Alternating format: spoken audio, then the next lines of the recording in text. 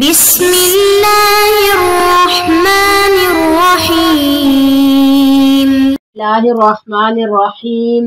میری عزیز طالبات، آج ہم سبق نمبر 41 میں سورۃ المائدہ کی آیت نمبر 106 کا ترجمہ اور تفسیر پڑھیں گے۔ آئے اب چلتے ہیں آیت مبارکہ کی طرف۔ اعوذ باللہ من الشیطان الرجیم، بسم اللہ الرحمن الرحیم۔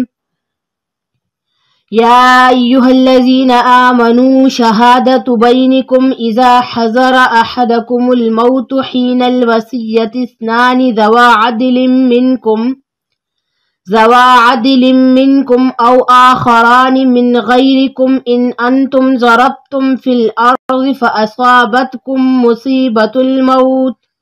تحبسونہما من بعد الصلاة فیقسمان باللہ ان ارتبتم لا نشتری بہ ثمنا ولو کان ذا قربا ولا نکتموا شہادۃ اللہ انا اذا لمن الآثمین۔ آیت مبارکہ کا ترجمہ۔ یا ایھا الذین آمنوا، اے ایمان والو، شہادۃ بینکم، گواہ ہو تمہارے درمیان، اذا حضر احدکم الموت، جب پہنچے تم میں سے کسی کو موت کا وقت، حین الوصیۃ اثنان ذوا عدل منکم، وصیت کے وقت دو عادل شخص تم میں سے، او آخران من غیرکم، یا دو گواہ ہوں تمہارے سوا میں سے، ان انتم ضربتم فی الارض، اگر تم نے سفر کیا ہو زمین میں، فاصابتکم، پھر تم کو پہنچے، مصیبۃ الموت، موت کی مصیبت، تحبسونہما، تم ان دو گواہوں کو روک رکھو، من بعد الصلاۃ، نماز کے بعد، فیقسمان باللہ، پس وہ قسم کھائے اللہ کی، ان ارتبتم، اگر تمہیں شک ہو، لا نشتری بہ ثمنا، کہ ہم نہیں لیتے اس کے بدلے کوئی قیمت، ولو کان ذا قربا، اگرچہ قریبی رشتہ دار ہی کیوں نہ ہو، ولا نکتموا شہادۃ اللہ، اور ہم نہیں چھپاتے اللہ کی گواہی کو، انا اذا لمن الآثمین، یعنی اگر ہم نے ایسا کیا تو ہم گناہگاروں میں سے ہوں گے۔ آیت مبارکہ کی تفسیر۔ مذکورہ آیت کا ماقبل سے ربط۔ گزشتہ آیات میں دینی مصلحت کا بیان تھا کہ صراط مستقیم پر قائم رہنا چاہیے، اور اب اس آیت کے اندر دنیاوی مصلحت کا بیان ہے کہ دنیا کے معاملات میں ان احکام پر عمل کرنا چاہیے۔ اس آیت کا شان نزول یہ ہے کہ حضرت عمر بن عاص رضی اللہ تعالی عنہ کا آزاد کردہ غلام بدیل بن ورقہ سہمی تجارت کی غرض سے ملک شام گیا۔ راستے میں ان کے دو ہم سفر تھے، جن میں سے ایک تمیم داری تھا جو اس وقت عیسائی تھا، اور دوسرا عدی تھا جو کہ مشرک تھا۔ ملک شام پہنچ کر بدیل بن ورقہ سہمی بیمار ہو گیا، اور جب اس کی بیماری بڑھی تو اس نے اپنے سارے سامان کی فہرست بنا کر خفیہ طور پر اپنے سامان میں رکھ دی، اور اپنے ان ساتھیوں سے کہا کہ میرے مرنے کے بعد میرا یہ مال میرے وارثوں تک پہنچا دینا۔ تو چونکہ اس مال کے اندر چاندی کا ایک پیالہ موجود تھا، بدیل بن ورقہ سہمی کی وفات کے بعد ان دونوں ساتھیوں نے اس سامان سے وہ پیالہ نکال کر بیچ دیا، اور اس کی قیمت آپس میں تقسیم کر لی۔ باقی جو مال تھا وہ ورثاء کے حوالے کر دیا۔ جب ورثاء نے وہ سامان کھولا تو اس میں سامان کی ایک فہرست برآمد ہوئی۔ اس فہرست کے مطابق وہ پیالہ اس سامان میں موجود نہیں تھا تو انہوں نے اپنا معاملہ نبی پاک صلی اللہ علیہ وسلم کے دربار میں پیش کیا تو آپ صلی اللہ علیہ وسلم نے ان کو بلا کر ان سے پوچھا،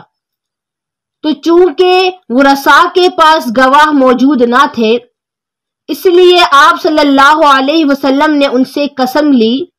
اور ان دونوں نے قسم کھا کر کہا کہ اللہ کی قسم ہم نے کوئی چیز نہیں چھپائی، تو آپ صلی اللہ علیہ وسلم نے ان کے حق میں فیصلہ فرما دیا۔ لیکن کچھ عرصے کے بعد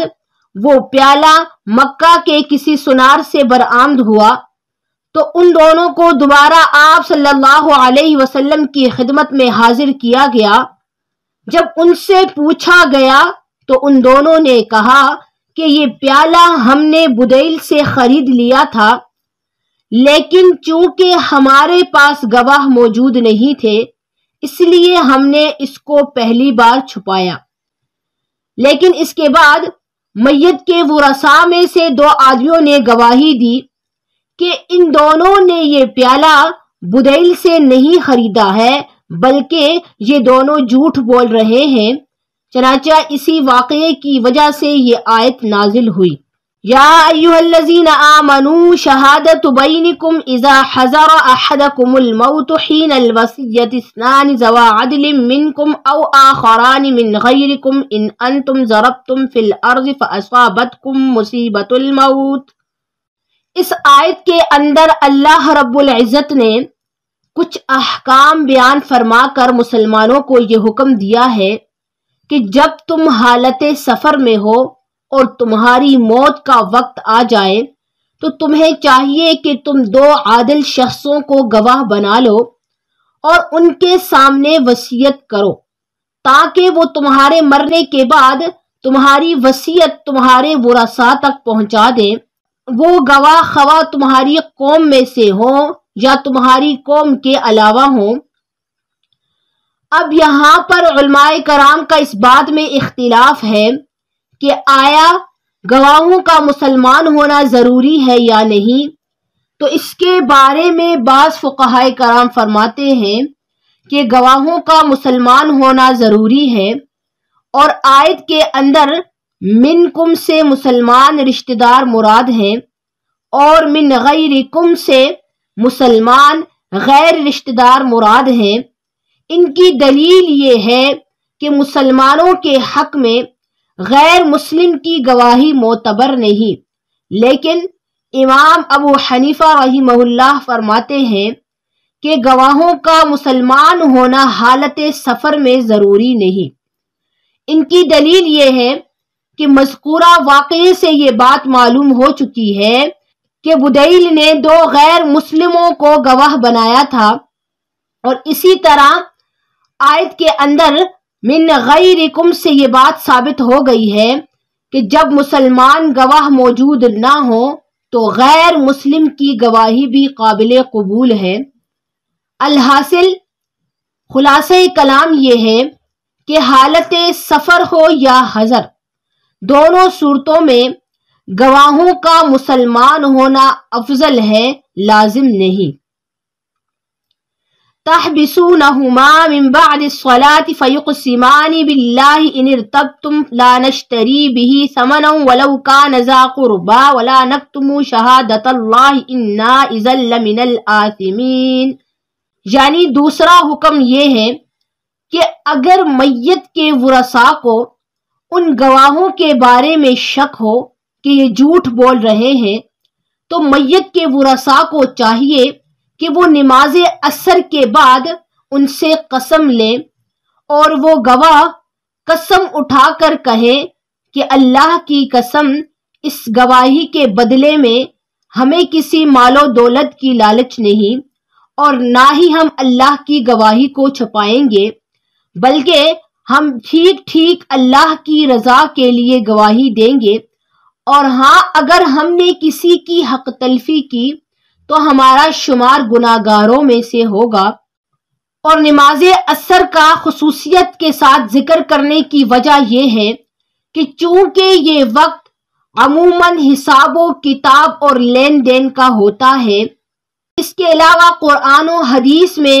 اس وقت کی بہت فضیلت بیان ہوئی ہے، اس لیے خصوصاً نماز عصر کا ذکر کیا۔ ہمارے آج کے سبق کا خلاصہ یہ ہے، آیت نمبر 106 کا ترجمہ اور تفسیر، اور انشاءاللہ کل ہم سبق نمبر 42 میں آیت نمبر 107 سے لے کر 109 تک کا ترجمہ اور تفسیر پڑھیں گے۔ والسلام علیکم ورحمۃ اللہ وبرکاتہ۔